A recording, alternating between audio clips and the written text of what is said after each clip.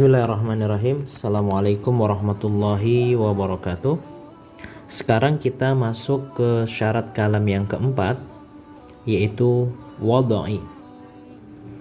Para ulama mendefinisikan wad'i ini dengan wa qawluhu bil wad'i fassarahu ba'duhum bil qasdi fa kharaja ghairal maqsudi ka kalamin naim wasahi fala yusamma kalaman indan nuhat. Mengenai perkataan musannif pengarang kitab Jurumiyah, wad'i sebagian ulama ahli nahwu menafsirkan sebagai niatan atau kesengajaan orang yang mengatakan, maka bukan termasuk kalam perkataan orang yang tidur dan orang yang lupa. Jadi yang dimaksud wad'i di sini adalah perkataan yang ada unsur kesengajaannya, ada unsur niatnya. Kalau perkataan atau kalam orang tidur juga ada dia tidak sengaja karena mengigau dan lain sebagainya, maka tidak termasuk wad'i. Dan para ulama lain juga mengatakan bahwa perkataan dalam bahasa Arab harus dalam bahasa Arab, harus dalam bahasa Arab. Maka tidak termasuk perkataan orang yang bukan Arab, seperti perkataan orang Turki, orang Barbar, Indonesia, dan lain sebagainya. Karena kalam menurut ahli nahwu harus ada niat, kesengajaan. Kemudian ulama lain juga menafsirkan harus dengan berbahasa Arab. Kita lihat contoh dari wad'i ini. Di antara contohnya adalah misal perkataan apa kabar, ya, apa kabar dalam bahasa Indonesia. Kemudian kalau dalam bahasa Inggris mungkin perkataannya how do you do, seperti itu dan sebagainya. Maka menurut ahli nahwu, para ulama ahli nahwu mengatakan itu bukan wad'i. Karena apa? Walaupun perkataan itu disengaja, tetapi bukan dalam bahasa Arab. Akan tetapi jika kata yang tadi kita ucapkan diarabkan, apa kabar, tapi kita arabkan menjadi kaifa haluka atau kaifa halukum dan seterusnya, maka itu menjadi wad'i.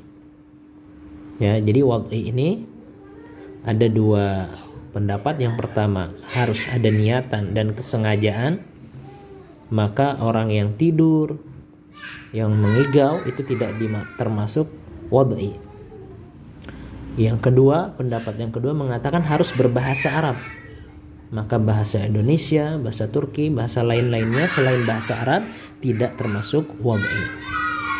Tadi sudah kita contohkan kalau ada ungkapan apa kabar, ya, itu bukan termasuk wad'i. Tetapi kalau kita arabkan menjadi kaifa haluk, kaifa halukum, itu menjadi wad'i. Melihat uraian di atas, kesimpulan dari kalam ini, maka kita tahu bahwa kalimat yang sempurna haruslah memenuhi 4 persyaratan. Harus ada 4 persyaratan.